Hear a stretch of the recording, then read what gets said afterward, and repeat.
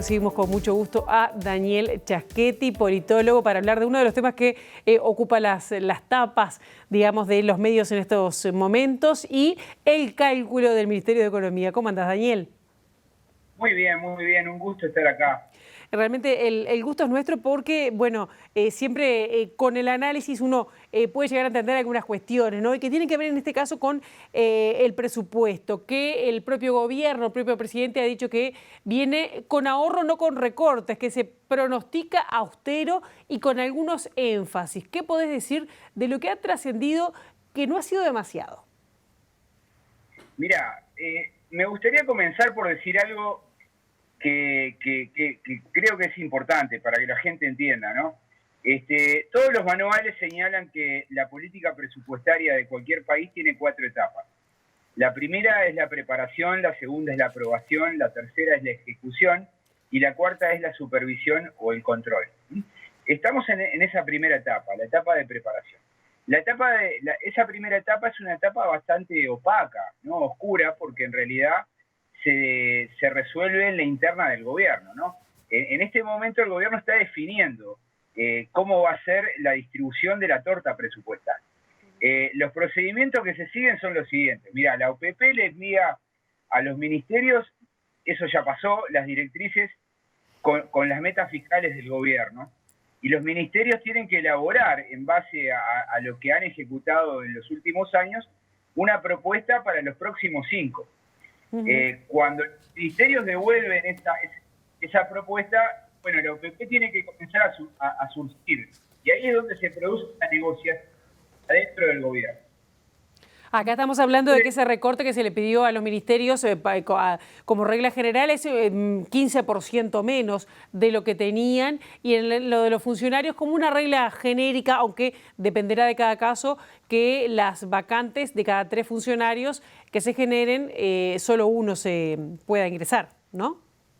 Hay una restricción muy fuerte que tiene que ver con las campañas, con la campaña electoral y con las promesas que realizó el gobierno. El gobierno sabe bien que para mantener el grado de inversor y para conseguir que la economía funcione necesita bajar un poco el déficit fiscal. No llevarlo a 0, pero por lo menos bajarlo a 3 puntos, 3, 4 puntos. Y para eso, bueno, el método es el ahorro. No es el de recaudar más, sino el de ahorrar. Y ya este año, bueno, lo que hizo fue, a través del decreto 90-2020, es establecer que el gasto asignado para este año se ejecutara solo el 85%, o sea, un ahorro del 15%. Esta idea del ahorro también va a estar plasmada en el próximo presupuesto. Se está hablando de que, bueno, de que probablemente se estén ahorrando unos 450 millones de dólares. Entonces, ahí surge parte de la negociación. ¿Qué ministerios van a pagar ese ahorro? El presupuesto es bastante rígido porque, bueno, porque tiene los salarios de los funcionarios públicos, tiene las jubilaciones y las pensiones. Y si bien esas erogaciones se pueden licuar mediante algún tipo de mecanismo como la inflación o como los acuerdos salariales, lo cierto es que el margen de acción que tiene es muy limitado. Yo diría que la variable de ajuste va a ser la inversión. Y acá lo que tenemos es la segunda gran restricción, es que esto es un gobierno de coalición y que los socios en este momento hacen pesar sus preferencias. Y esas preferencias también están atadas a compromisos de campaña. Te voy a dar un ejemplo. Cabildo Abierto tiene un ministerio importante, como el Ministerio de Vivienda. Bueno, Cabildo Abierto está presionando para tener un buen presupuesto, porque ahí hay promesas. Por ejemplo, durante la campaña, Manini y Ríos le prometió a los militares encontrar soluciones de vivienda. Bueno, probablemente allí haya promesas que Irene Moreira, la ministra, querrá cumplir. Por eso, en la mañana de hoy nos enteramos de la noticia de que, bueno, de que va a ser un presupuesto austero, pero que va a tener 2 grandes, preferencias, que van a ser las políticas educativas y las políticas de vivienda. O sea, lo que nos está indicando esta noticia es que Cabildo Abierto está consiguiendo un objetivo que es el de, contar con rubros como para poder hacer una buena política pública y ganar prestigio en la administración.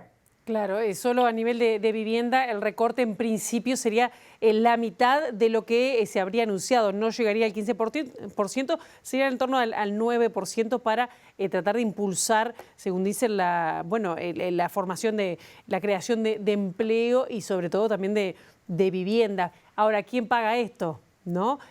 ¿Cuáles son los ministerios que pierden y cómo eso lo llevan, ¿no? Después a esa cuestión de cogobernar o en la coalición?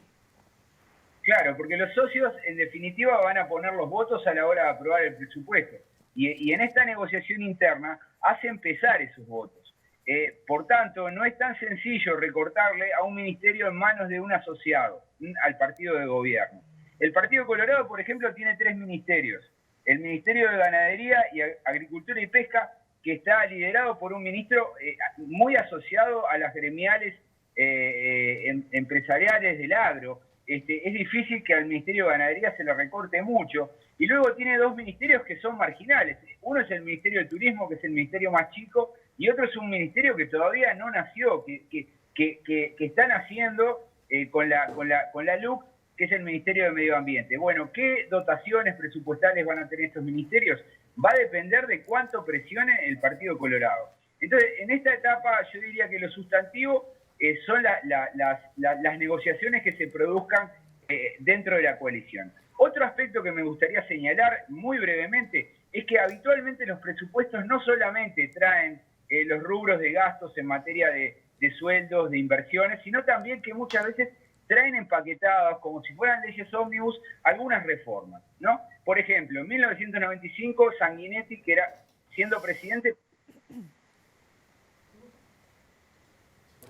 Bien, no sé si tomamos contacto con Daniel, justamente estaba haciendo referencia a que muchas leyes de presupuesto aprovechan a crear normas que cambian, ¿no? Que con algunos cambios, en el caso de Sanguinetti estás hablando de la educación, ¿no? Cambios en la educación. Daniel, ¿me estás escuchando? Sí, te estoy escuchando y es así. En el 95 la reforma de la educación se pasó en un presupuesto. En este presupuesto es probable que aparezcan procedimientos, normas para la reforma del servicio civil. Este es un punto importante.